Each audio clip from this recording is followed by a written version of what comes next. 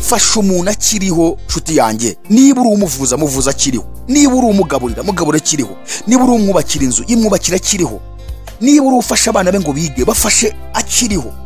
Ntuzabikora ariko yapfuye ngo uvuge ngo abana be ngiye kubishyurira, ahubwo bikore nawe umufashe nabo bafashe, kuko ntago tunganya nyine ubushobozi. Imana yabiguhaye niyo yabimwimye, kuba yarabiguhaye rero kwari kugira ngo nawe umufashe. Mugirire neza abantu bose, ariko cyane cyane abo mu nzu y'abizera, kuko uwo niwe muvandimwe musangiye ubugingo buhoraho. Muzabana iteka n'iteka mutazongera gutandukana. Uko abantu barushaho kuba babi bakora ibibi badakunda n'abangana, niko umuvumo urushaho kuganza mu isi, niko ubutaka bugenda bwanga imyaka, niko umugisha w'Imana ugenda ushira mu isi. Muravuga ngo inzara, hazaza inzara irenze iyo tubona. Muravuga ngo indwara z'ibyorezo, hazaza zirenze izo turi kubona uyu munsi. Ubu abantu baturutse mu bihugu bimwe nibo basurana, nibo bafashanya. Abaturutse mu karere kamwe bakajya mu kandi karere nibo basurana, nibo bafashanya. Abaturutse mu ntara imwe nibo basurana, nibo bafashanya. Abakire ku bandi bakire nibo basurana, nibo bafashanya. Mukire arabyara, undi mukire agafata ibintu agapakira mu modoka, igitoki, amavuta, isukari, amasabune, amaomo, ibiki byose agapakira akajya gusura mugenzi we kugira ngo nawe nabyara azamusura. Mu by'ukuri uriya ushyiriye ntashimwa wabona. Umukene yabyara akabura n'umwe umufasha, akabura n'umwe umusura, akabura n'agakoma yanywa kamufasha kukubona amashereka. Urumva ni ikintu gikomeye. Uriya wafashije ntashimwe, kuko n'ibyo umusigiye arijyanye n'akabimena, arabiteka bikamuha byinshi akajya kubimena, ntashimwe imbere y'Imana. Ariko umukene ni umusura, ukamushyira ibyo ngibyo ukabipakira. Umva, ntabwo uzigera wibagirana. Niba ufashije uyu mukene, umva, ntabwo bizigera byibagirana mu ijuru n'umunsi n'umwe. Abize nibo bagendana, nibo basurana, nibo basengana. Abatarize nibo basengana, nibo basurana. Munyumvire namwe urukundo. Umuntu akarwara, yewe nimuze mumfashe nivuze, ntagire umuntu n'umwe umusura, imiryango ntimusure, inshuti zikamwihorera, ariko ntamaze gushiramo umwuka ntapfuye. Ugasanga umuntu atanze ibihumbi birenga 500, yuriye indege agiye kureba intumbi, agiye kuri umuntu wapfuye ngo agiye kumusezera. Ugasanga umuntu afashe imodoka avuye mu kindi gihugu, atanze ibihumbi birenga 20, 30, 40, ngaje kureba mwene wabo upfuye, ngaje kugusezera, ngaje kwerekana urukundo. Ugasanga umuntu avuye mu ntara aje kureba umuntu wapfuye kandi akiri muzima, ntiyigeze afata amafaranga ategesheje ngo avuge ngo reka nyamwoherereze. Nk'uyu wateze indege yari gufata ibyo 500 akabimwohereza, akafata mwene data, gerageza ushakishe ukuntu wivuza urebe ko wakira. None bayakoresheje baza kureba intumbi yapfuye ngo baje gusezera umurambo. Mu by'ukuri iki kintu ukoze ntashimwe, ntuzabona ishimwe na rimwe. Uyu muntu ntazagushima ngo uje kumusezera. Ubundi ibi ni nko gushinyagura. Uje gusezera se niba uzarabimenye ko umusezeye? Cyokoza uratanga ishusho nziza mu basigaye, bazakomeza kugushima, ariko uriya ntashimwe uzabona. Kandi n'amashimwe bazagushimira no kugushima kwabo ntashimwe imbere y'Imana, kuko ubwo butunzi wanze kubukoresha ngo fashe mwene so umugarurire ubuzima, none ubukoresheje kureba intumbi. N'urwo urukundo ruhari, n'urwo abantu baza kureba bapfuye ngo baje kubasezera. Koresha ubutunzi bwawe wiza gusezera umurambo, ahubwo koresha ubwo butunzi. Ugasanga abantu bafata amafaranga ngo yo kugura irimbi ryo kumushyinguramo ibihumbi birenga 500, ibihumbi birenga 300, bagatanga amafaranga y'isanduka kuri 300, 400. Banze kuyafata ngo bayamuvurishamo, bamufashe, bayafashe bajya kuyamushyinguramo. Urwo se ni urukundo? Ntabwo urwo ari urukundo.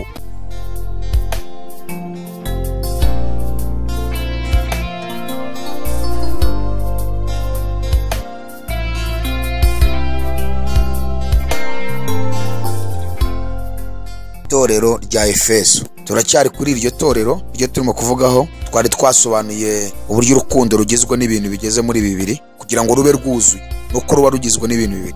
Icya mbere ni imbuto, icya kabiri ni imirimo. Twarabigaragaje uburyo mu Bagalatiya igice cya 5 umurongo wa 22 mu mbuto 9 zivugwamo, urubuto rwa 5 ni imirimo, ni ukugira neza. Ziriya ni imbuto z'umwuka wera, ubwo kandi mu mbuto hakabamo n'urubuto rw'imirimo. Twongeye kubyerekana mu rwandiko rwa mbere Yohana yanditse ibice 3 umurongo wa 14 kugeza ku murongo wa 19, aho yanditse aravuga ngo ariko se ufite ibintu byo mu isi akareba ko mwene se akennye akamukingira imbabazi ze, urukundo rw'Imana rwaguma muri we rute? kumukingira imbabazi nyine no kumusengera nk'uko twabisobanuye, akamubwira ati hangana ugende Imana izagusubiza. ubwo afite ibintu byo mu isi none amukingira imbabazi ze kandi akene.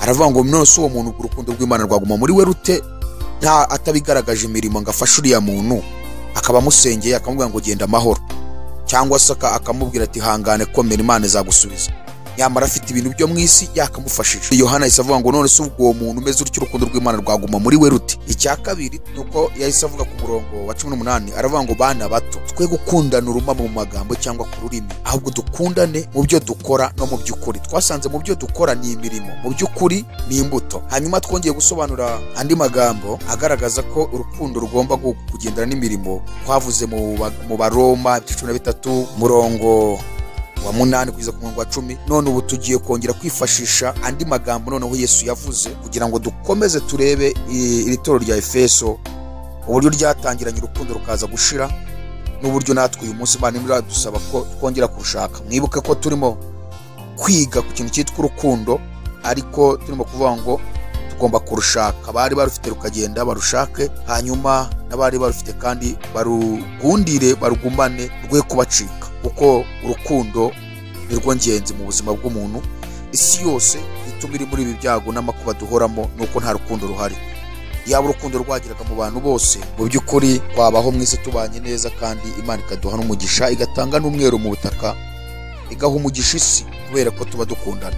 Igituma rero nta mugisha w'isi ugenda ushira nuko abantu bafite ubwikunde n'urwangano n'ubugome bwinshi mu mitima yabo. Ibyo rero bigatuma Imana idaha umugisha isi. Niyo mpamvu mubona ubutaka bugenda busaza, niyo mpamvu mubona ahantu hamwe na hamwe ubutaka bwashaririwe n'imyaka ntabwo ikeramo, niyo mpamvu mubona hirya no hino hagenda haba mu butayu, niyo mpamvu mubona mbega mu by'ukuri ubutaka bumaze kwanga ibihingwa. Kubera iki? Kubera ikibi kiri mu mitima y'abantu. Mwibuke ko umuvumo bwa mbere uza mu isi wazanywe na Adamu kubera ko yakoze icyaha. Igitabo cyitangira ibice 3 uzagisome cyose, aho Imana amubwira ngo duruzaniye ubutaka kuvumwa. Ibice 3 murongo wa 17 kugeza ku murongo wa 20 aho muzabisangamo. Hanyuma Kayini nawe amaze kwica murumuna we Abeli, naho Imana yongeye kubwira Kayini ngo dore kandi amaraso ya murumuna wawe arantakirira ku butaka, kubw'iyo mpamvu uzaniye ubutaka kuvumwa. Noneho ni ukuvuga ngo iyo uko abantu barushaho kuba babi bakora ibibi badakundana bangana, niko umuvumo urushaho kuganza mu isi, niko ubutaka bugenda bwanga imyaka, niko umugisha w'Imana ugenda ushira mu isi. Muravuga ngo inzara, hazaza inzara irenze iyo tubona. Muravuga ngo indwara z'ibyorezo, hazaza zirenze izo turi kubona uyu munsi, kuko ibyo byose nta kindi kibizana, ni ikibi umwana w'umuntu yinjiza mu mutima we. Yaba abantu bose babanaga bakundanye, abantu bakabana neza mu mahoro, bagafashanya bagashyigikirana, nta mukene waba mu isi, nta warwara ngo apfe batamuvuje, nta wahura n'ibibazo, kuko isi Imana yaremye yayishyizemo ibintu ibona bizahaza abazayituramo bose. Ariko kubera ubwikunde bw'abantu n'ubugome n'urwangano, bafashe iby'isi ugasanga ibintu biri mu bantu bake cyane, abandi bagasigara babishakisha barabibuze, kandi bifitwe n'abantu bageze muri 20-30 aho ngaho. Urumva ni ikintu gikomeye. Noneho turashaka kureba twebwe nk'itoro rya Kristo turasabwa iki? Turasabwa gukundana. Turi kwiga ku bintu bitatu birebana n'urukundo. Icya mbere ni ugukunda Imana, icya kabiri ni ugukundana twebwe ubwacu nk'abana b'Imana, icya gatatu ni ugukunda gukorera Imana. Ba Kristo bene data, muhaguruke dukorera Imana, dukorera Imana. Nawe utarakizwa, izera umwami Yesu, kuko nicyo waremewe, ni ukuramya Imana mu buzima bwawe bwose, kuko turamya Imana mu bikorwa niho tuyiramiriza. Ntabwo abantu benshi bazi ko kuramya Imana ari mu ndirimbo gusa, hoya, ahubwo kuramya Imana ni mu bikorwa. Ubuzima bwacu bwa buri munsi tugomba kubaho mu buzima buhimbaza buramya Imana. Noneho tugiye kureba andi magambo Yesu yavuze, n'ubundi yagaragaje neza yuko urukundo rwuzuzwa n'ibintu bibiri. Kadusome mu butumwa bwiza uko bwanditswe na Luka igice cya 6:27-28, dusibuka tujye ku 32 tugeze ku murongo wa 36. Haravuze ngo ariko ndababwira mwebwe abumva, mukunde abanzi banyu, mugire neza ababanga. Titi riravuga ngo dutegetswe gukunda n'abanzi bacu. Ni ukuvuga ngo abantu bose bavuga ko bizeye Kristo Yesu barasabwa gukunda. Ni itegeko, dutegetswe gukunda n'abanzi bacu. Kuko iyo dusomye mu butumwa bw'isoko bwanditswe na Yohana igice cya 13 umurongo wa 34 haravuga ngo ndabaha itegeko rishya ngo ukundane kuko nabakunze muba ariko namwe mukundana. Uwo ni Yesu watanze itegeko. Urukundo, gukundana ni itegeko, ntago ari ibintu byo kuvuga ngo kamemu ngo wangiriye nabi, ngo hari ibyo wankoreye ngo impamvu nanjye ntago ukunda, ngo mana ngo urabizi ngo nkurikije ibintu yankoreye, ngo yaranyiciye, ngo yambabarije abana, ngo ntago nabishobora. Umva, urukundo, gukundana ni itegeko. Gukunda mugenzi wawe ni itegeko, utamukunda ni ukurimbuka. Ni itegeko, bivuga ngo itegeko rigira igihano. Igihano rero cy'urukundo kiri itegeko ryitwa urukundo ni ukurimbuka, ni mu muriro utazima. Kadusubiremo, haravuze ngo ariko ndababwira mwebwe abumva.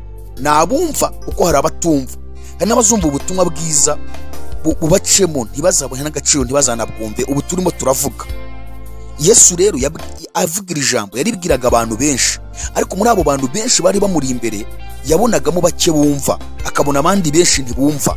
Niyo mpamvu ubutumwa tuvuga abazabwumva ni bake, kuko n'ubundi ijuru ntago ribyiganirwamo abantu benshi. Ni umuntu wese ufite inyota wumva adashaka kuzarimbuka. Yesu rero yaribwiye abantu benshi ariko atoranyamo abumva. Aravuga ngo ariko ndababwira mwebwe abumva, mukunde abanzi banyu, mugirire neza ababanga, mwifurize neza ababavuma, musabire ababangiriza. Umva ko ijambo rivuze, mwifurize neza ababavuma, musabire ababangiriza. Umurongo wa 32 kugeza 33 haravuga ngo nimukunda ababakunda muzashimwa iki? Abanyabyaha nabo bakunda ababakunda, kandi nimugirira neza abayibagira muzashimwa iki? Abanyabyaha nabo niko bakora, kandi nimuguriza bamutekereza ko bazabaguzurira muzashimwa iki? Abanyabyaha nabo niko baguriza abandi banyabyaha kugira ngo bazaguzurirwe ibihwanye n'ibyo babagurije. Umurongo 35 ni wo murongo ukomeye. Aravuga ngo ahubwo mukunde abanzi banyu mubagire neza. Cya kabiri, muguriza abantu mudatekereza ko bazabishyura. Ni ukuvuga ngo gukunda abanzi bacu tukabagira neza. Icya kabiri, kuguriza abantu tudatekereza ko bazatwishyura. Hari ibintu bibiri by'ingororano Imana itweretse. Icya mbere, haravuze ngo nibwo ingororano zanyu zizaba nyinshi. Bibiliya yivuze nyinshi, ubwo ni ikintu kitagira umubare. Gukunda abanzi bacu tukabagira neza, kuguriza abantu tudatekereza ko bazatwishyura, egare ingororano nyinshi. Bivuga ngo niba nta mubare uvuzwa ahangaha, ni ingororano zitagira umubare. Uzahora ugororerwa kugeza upfuye, uzabona ingororano nyinshi kubera ibyo bintu biri wakoze. Ukunda umwanzi wawe, icyo ni icyambere, warangiza kandi ukanamugirira neza. Murumva ko ni ibintu bibiri, gukundana ukanakora, gukunda abanzi bawe ukanabagira neza. Icya kabiri, kuguriza abantu udatekereza ko bazakwishyura, ingororano zawe zizaba nyinshi. Icya kabiri ngo kandi namwe muzaba abana bisumba byose. Kuvuga ngo icya mbere uzabona ingororano nyinshi, icya kabiri uzaba umwana wisumba byose, uzaba umwana w'Imana. Bivuze ngo umuntu utubahiriza ibi bintu bibiri, nashaka aba ari umukristo, nashaka abaririmba, nashaka abasenga menshi, nashaka ababwiriza, nashaka abakora imirimo imeze ite, bivuga ngo umuntu utubahiriza bino bintu bibiri ntago ari umwana w'Imana isumba byose. Umwana w'Imana isumba byose agomba gukora ibintu bibiri. Icya mbere, ukunda abanzi be akabagira neza. Icya kabiri nuko agomba kuguriza abantu kandi bazamwishyura. Tujya tubona abakristo bahora mu manza baregana, tugize naho tubona n'abayobozi b'amatorero baregana ku bigendanye n'amafaranga, kandi bavuga ngo bayoboye itorero. Nta mukristo ukwiriye kujya kurega mugenzi we ngo baburanire hanze, baburanire mu itorero, bafashwe n'abanyitorero.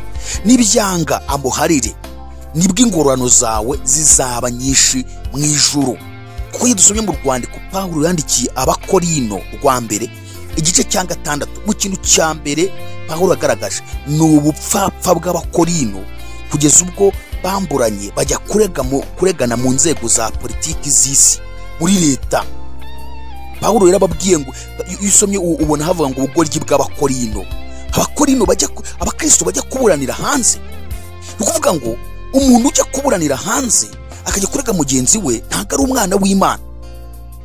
Noneho ahise avuga ngo mugirirane imbabazi nk'uko so nawe azigira. Uriya muntu ukwambuye mugirira imbabazi, uriya muntu wabuze icyo kwishyura mugirira imbabazi nk'uko so nawe azigira.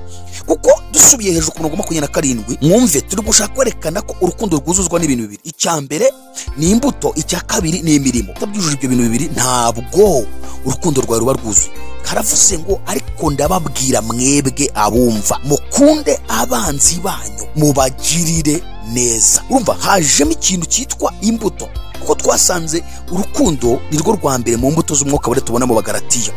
Kuvuga ngo haraho Bibiri igaragaza ko urukundo ari urubuto. None mu Bagalatiya 5:22 urubuto rwa mbere ni urukundo. None Yesu aravuze ngo mukunde, ubwizo ni urwo ni urubuto, mukunde abanzi banyu. Icya kabiri imirimo, mubagirire neza.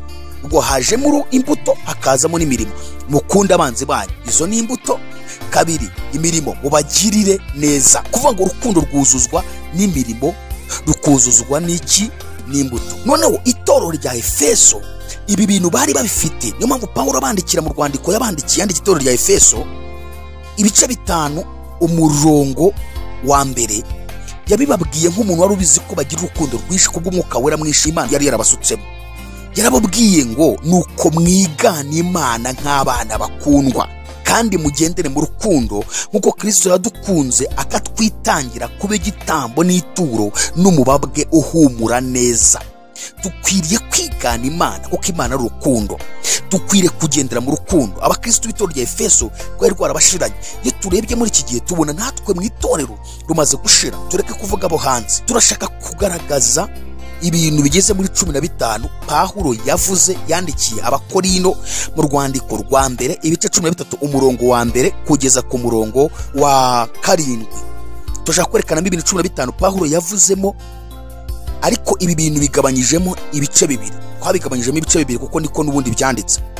Harimo 7 bigaragaza umuntu ufite urukundo, hakazamo ibindi 8 bigaragaza umuntu udafite urukundo. Ni ukuvuga ngo ahangaha buri wese agomba kwigenzura neza.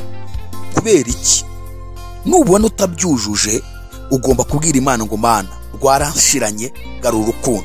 Ikindi turongera dusobanure uburyo urukundo muri iyi minsi ruhagaze, kuko ubu hariho urukundo rw'intara, hakabaho urukundo rw'uturere, hakabaho urukundo rw'ibihugu, hakabaho urukundo rw'isura. Ariko twebwe nk'abana b'Imana dukwiye kurenga ibyo ngibyo.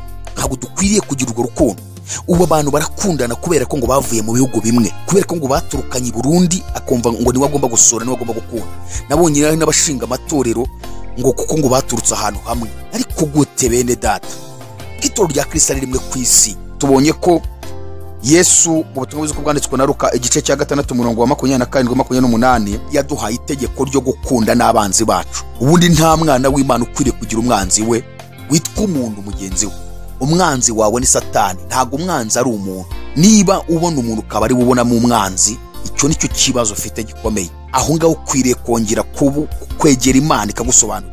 Nta mwanzi w'umuntu ubaho, Satani niwe mwanzi wacu. Niyo mpamvu umuntu niba guhemukiye wireba umuntu ahubwo reba Satani, kuko Satani arahiga ubugingo bwawe ibwo ashaka kugira ngo arebe ko yakurimbura. Wanguriya muntu uzarimbuke. Twasanze kandi abantu ari bo rembo ryacu ducamo kugira ngo tuzabashe gushyika mu rurembo rwera rwo mu ijuru. Niko twabibonye mu byahishwe 22 umurongo wa 14 hatubwira ngo hahirwa abamesera ibishura byabo kugira ngo bemererwe kwegera cya giti cy'ubugingo kandi banyure mu marembo binjire muri rwa rurembo. Twasanze amarembo n'abantu, ururembo ni ururembo rwo mu ijuru. Kugira ngo tuzagire muri rwa rurembo niko tugomba guca mu marembo ari bo bantu. Kubacamo ni gute? Nuko tugomba kubana nabo amahoro, tukabana neza tubakunze. Kumwanga egare wafunze urugi rukwinjiza mu rurembo rwo mu ijuru. Kabiri, urufunguzo ni wowe urufite rwo gufungura iryo rembo kugira ngo uzinjire mu rurembo rwo mu ijuru. Urufunguzo ni ukumukunda, ingufuri ni ukumwanga. Nubwo wasenga, nubwo wabwiriza, nubwo wakora imirimo imeze ite, ariko ufite uwo wanga wamaze gufunga irembo rikwinjiza rikunyuza muri iyo nzira kugira ngo uzashyike mu rurembo rwo mu ijuru. Noneho turakomeza, turashaka kureba iri torero rya Efeso. Yesu ryaramubabaje bikomeye, bagize imirimo myiza myinshi, ariko defo, ikibazo gikomeye cyaje kubabaho nuko bagize mu rwego urukundo rubashirana. Iriya mirimo irahagarara, imbuto zirabashirana, kandi bakomeza gusenga, bakomeza kuramya Imana mu ndirimbo, bakomeza kubwiriza, bakomeza gukora imirimo y'Imana mu rusengero, ariko urukundo rwarashize. Nta ukunda undi, nta usura mugenzi we. umwe arwara undi ntamusure akarinda apfa bakaza baje gushyingura. Ubu se icyo gihe duhagazemo muri iki gihe, kambereke kuntu iki gihe cyo duhagazemo. Twa tumaze kuvuga ngo urukundo ruhari n'urw'uturere n'urw'intara n'urw'ibihugu. Ubu abantu baturutse mu bihugu bimwe nibo basurana nibo bafashanya, abaturutse mu karere kamwe bakajya mu kandi karere nibo basurana nibo bafashanya, abaturutse mu ntara imwe nibo basurana nibo bafashanya, abakire ku bandi bakire nibo basurana nibo bafashanya.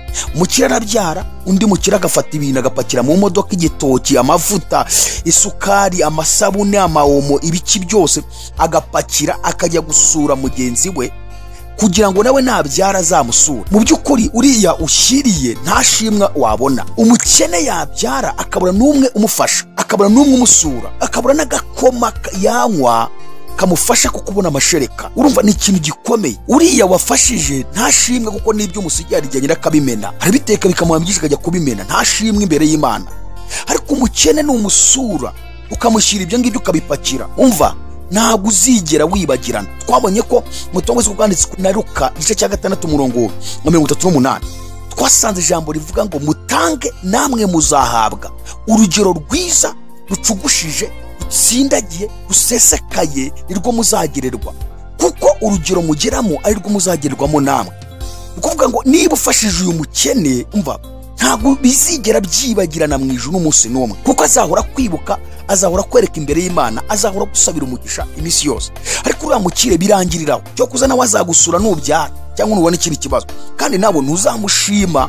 Ni uburyo bwo kubana bwa kiryari. Urasanga abize nibo bagendana, nibo basurana, nibo basengana, abatarize nibo basengana, nibo basurana. Munyumvire namwe urukundo. Itorero ry'Ikorino Pawulo aryandikire nzandika ebyiri yazandikiye, ni icyo kibazo cyari cyaragezemo gikomeye.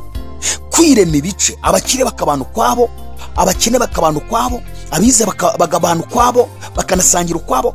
Hari ibice byinshi. Ubundi nta mukristo ukwiriye kurobanura ku butoni kuba bafatanje urugendo ryo mu ijuru. Twibukiranye ko turi bene Adamu, ariko byagaruka noneho tukaba twarizeye turi bene Adamu wa nyuma, kuko birivuga ko hari Adamu wa mbere ari we wahindutse ubugingo buzima, akaba na Adamu wa nyuma ari we Yesu Kristo. Ntago ari Adamu wa kabiri. Jya numva abantu bavuga ngo ni Adamu wa kabiri. Nta Adamu wa kabiri ubaho. Iyo uvuze ngo ni uwa kabiri ubwo bigaragaza ko ari uwa gatatu uzaza. Hari Adamu wa mbere ari we muntu, kuko Adamu bisobanura umuntu ngo yahindutse ubugingo buzima, akaba na Adamu wa nyuma ari we wahindutse umwuka utanga ubugingo. Uwo rero ni Yesu, niwe Adamu wa nyuma. Kuko niko Pawulo yandikiye Abakorino mu rwandiko rwa mbere ibice 15. Rwandiko rwa mbere Pawulo yandikiye Abakorino ibice 15 umurongo wa 45. Na Adamu wa nyuma na Adamu wa kabiri. Noneho icyo turimo gushaka kuvuga ni iki ngiki, nuko iyo bigeze kuba twarizeye umwami Yesu ari we Adamu wa nyuma, twaravutse mu maraso ye, uko twasanze mu by'ukuri amaraso yacu n'amaraso ya Yesu namwe. Tandukanye rero abantu babyawe ubwa kabiri n'abatarabyawe ubwa kabiri bo muri Adamu wa mbere. Twebwe ababyawe ubwa kabiri turi abana b'Imana 100%, turi abavandimwe. Tekereza kugira ngo umuvandimwe wawe arinda apfa ubireba. Ubu hari ikintu kiri kunangaza muri iyi minsi. Ikinangaza ni iki: umuntu akarwara bagahamagara yewe nimuze mumfashe nivuze, ntagire umuntu n'umwe umusura, imiryango ntimusure, inshuti zikamwihorera, ariko ntamaze gushiramo umwuka ntapfuye. Ugasanga umuntu atanze ibihumbi birenga 500 yuriye indege agiye kureba intumbi, agiye kuri umuntu wapfuye ngo agiye kumusezera. Ugasanga umuntu afashe imodoka avuye mu kindi gihugu, atanze ibihumbi birenga 20, 30, 40 ngaje kureba mwene wabo upfuye, ngaje kugusezera, ngaje kwerekana urukundo. Ugasanga umuntu afashe avuye mu ntara aje kureba umuntu wapfuye, kandi akiri muzima ntiyigeze afata amafaranga ategesheje ngo avuge ngo reka nyamwohereze. Nk'uyu wateze indege yari gufata ibyo 500 akabimwohereza, akafata mwene data gerageza ushakishe ukuntu wivuza urebe ko wakira. None bayakoresheje baza kureba intumbi yapfuye ngo baje gusezera umurambo. Mu by'ukuri iki kintu ukoze ntashimwe, ntuzabona ishimwe na rimwe. Uyu muntu ntazagushima ngo uje kumusezera. Ubundi ibi ni nko gushinyagura. Uje gusezera se niba uzarabimenye ko umusezeye, cyokoza uratanga ishusho nziza mu basigaye, bazakomeza kugushima. Ariko uriya nta shimwe uzabona, kandi n'amashimwe bazagushimira no kugushima kwabo nashimwe imbere y'Imana, kuko ubwo butunzi wanze kubukoresha ngo ufashe mwene so umugarurire ubuzima, none ubukoresheje kureba intumbi. N'urwo urukundo ruhari n'urwo abantu baza kureba bapfuye ngo baje kubasezera. Reka nkubwire mwene data wo nkurikiranye, niba ufite mugenzi wawe, ufite inshuti yawe rwaye, ukaba uzi ko arwaye, niba ufite ubushobozi mwoherereza amafaranga, niba ufite ubwo bushobozi yivuze, basi nanagenda Imana izabona ko nta kutari wagize nanapfa. Ariko koresha ubutunzi bwawe wiza gusezera umurambo, ahubwo koresha ubwo butunzi ugasanga abantu bafata amafaranga ngo yo kugura irimbi ryo kumushyinguramo ibihumbi birenga 500, ibihumbi birenga 300, bagatanga amafaranga y'isanduka kuri ibihumbi 300-400, banze kuyafata ngo bayamuvurishemo bamufashe, bayafashe bajya kuyamushyinguramo. Urwo se ni urukundo? Ntabwo urwo ari urukundo. Icyo nakubwira, fasha umuntu akiriho kuko azagushima akiriho, nawe naba yapfuye ntashimwe ntazagushima. Niba uri umuvuza, muvuza akiriho. Niba uri umufasha ukamuvana mu bukene, mufasha akiriho. Naba akiri mu isi azagushima, kandi nanagenda ishimwe uzagumana naryo, n'abana be bazakomeza kugushima. Dukwiye gukorera Imana tugafasha abantu bakiriho mu gihe dufite ubushobozi bwa Imana yaduhaye, kuko n'ubundi nawe ejo uzapfa ubisige kandi bizarebwa n'abasigaye.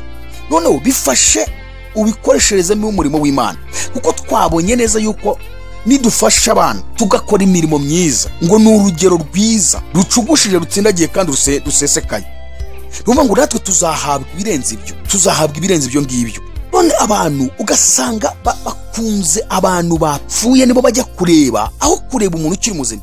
Fasha umuntu akiriho nshuti yanjye, niba uri umuvuza muvuza akiriho, niba uri umugaburira mugabura akiriho, niba uri umwubakira inzu imwubakira akiriho, niba uri ufasha abana be ngo bige bafashe akiriho. Ntuzabikora ariko yapfuye ngo uvuge ngo abana be ngiye kubishyurira, ahubwo bikore nawe umufashe nabo bafashe, kuko ntago tunganya nyine ubushobozi. Imana yabiguhaye niyo yabimwimye, kuba yarabiguhaye rero ko ari kugira ngo nawe umufashe. Buri muntu wese akwiriye kuba ubuzima bw'undi, kuko ntago umuntu yibeshejeho, abeshejweho na mugenzi we. Uzasanga inzangano mu miryango, mu mafamiye zimaze kuzura, ugasanga umuntu arahaguruka akajya gufasha abandi bo hanze aho gufasha umuvandimwe we, aho gufasha uwo mu miryango ye, akajya gufasha abandi bo hanze. Heri wanyu. Noneho tujye mu itorero, ugasanga umuntu arafasha abatizera, abapagani, akanga gufasha mwene se wo mu nzu y'Imana, ahubwo akajya gukiza umuntu utarizera. Kandi Pawulo yandikiye Abagalatira avuga ngo mugirire neza abantu bose, ariko cyane cyane abo mu nzu y'abizera, kuko uwo ndiwe muvandimwe musangiye ubugingo buhoraho, muzabana iteka n'iteka mutazongera gutandukana. Naho abangaba tuva indimwe mu mubiri bo turafata ukabasiga cyangwa bagapfa bakadusiga, kandi tuba tuzi iyo bagiye. Ariko umuvandimwe mwene se wo mu mwuka, wo mu gakiza, muva indimwe mu mwuka, uyu nguyu niyo yava mu mubiri nawe ukawuvamo, hari ahandi muzahurira muzabana iteka mutazongera gutandukana. Urumva aho ngaho rero harimo ijambo rikomeye cyane.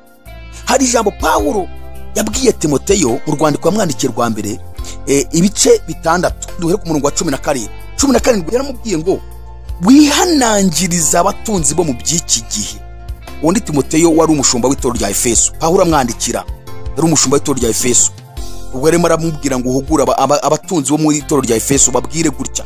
Niho bigaragara ko mu by'ukuri urukundo rwari rwarashize, bari biteye ku butunzi bw'isi. Yaramubwiye ngo wihanangiriza abatunzi bo mu by'iki gihe. Iby'iki gihe ni ibingibi nyine turi mu by'iki gihe. Wihanangiriza abatunzi bo mu by'iki gihe kugira ngo be kwibona cyangwa kwiringira ubutunzi butari bwo kwizigirwa. Wihanangiriza abatunzi bo mu by'iki gihe kugira ngo be kwibona cyangwa kwiringira ubutunzi butari bwo kwizigirwa, ahubwo biringira Imana iduha byose, Imana ngo tubinezerere, kandi bakora ibyiza, baba batunzi ku mirimo myiza, babe abanyabuntu bakunda gutanga, bibikira ubutunzi buzaba urufatiro rwiza mu gihe kizaza, kugira ngo babone uko basingira ubugingo nyakuri. Umva, aravuze ngo bakora ibyiza, babe abatunzi ku mirimo myiza, babe abanyabuntu bakunda gutanga. Ibyo bintu niba bikora uko ari bitatu, bakaba batunzi ku mirimo myiza, bagakora ibyiza, bakaba abanyabuntu bakunda gutanga, ngo bazaba bibikiye ubutunzi buzaba urufatiro rwiza mu gihe kizaza, kandi ngo bizabahesha gusingira ubugingo bwiza nyakuri. Ukuvuga ngo abakristo b'i Korinto mu batunzi bari bahari, urukundo rwo rwarabashiranye, buri wese yiratana ubutunzi afite. ugasanga yiringiye ubutunzi bwawe kwiringira Imana iduha byose Imana ngo tubinezerere. Bene data, niba Imana yaraguhaye, iyaguhaye n'itarahaye uriya mwene so, ibuka ko ari mwene so kandi muzabana iteka n'iteka ryose. Hanyuma umufashe, wiza kumureba yapfuye, wikoresha amafaranga yawe menshi yapfuye, yakoresha akiriho uyamufashishe, kandi ibyo bizatuma mu ijuru bishima kandi bazabiguhembera. Kandi niyo yagenda n'imiryango izabona ko ntako utari wagize, ingurano zizaba nyinshi mu ijuru, uzaba uri kwibikira ubutunzi bukomeye mu ijuru, aho niho uzabusanga. Imana idushoboze, Imana igushoboze nshuti mwene data, rambura ukuboko kwawe ukorera Imana, tanga ku butunzi bwawe. Kutanga niko Imana yongeramo byinshi. Impamvu yongeramo nuko ibona ko ubutunzi bwawe utabwiharira ubuha abandi, kubera ko hari abandi babufite banze kuburekura, bagatuma abandi basonza, kandi bagasonza hari ababifite nta kimana yabongerera. Ariko we yibona kuri gufasha babandi ibyo ufite, ikomeza kuguha byinshi, kandi ibiguhaye uba urimo kubaho n'abariya bakabaho. Ntabwo ishobora kubikwima kuko ibona ko nawe utabirya wenyine. Ntishobora kukwima ayo mafaranga, ntishobora kukwima ako kazi. Yewe iranakurinda, ikakurinda n'indwara zisha abandi ntizikugereho, banakuroga ntibigufata. Ntabwo mfite umwanya cyane wo kwinjira mu gice kuko twaba dushaka kwiga ibyahishuwe cyane, ariko hari umunsi tuzigisha ku kintu cyitwa imirimo. Turebe uburyo imirimo yagiye irokora abantu benshi bari na babi, ariko imirimo ikabarokora. Bari bageze ku nkombe y'urupfu kandi byarangiye, ariko imirimo ikabarokora ntibapfe. Tuzabigarukaho neza. Imana igushoboze, nanjye ishoboze, twese tugira urukundo. Urukundo ni icyo umuntu akoze, si icyo umuntu avuze, kandi rugaragazwa n'ibintu bibiri: ni imbuto n'imirimo. Si imbuto gusa ngo imirimo ntuyigire, si imirimo gusa ngo imbuto ntuzigire, ni ibintu bibiri, ni imbuto n'imirimo. Imana ibahe umugisha cyane, murakoze.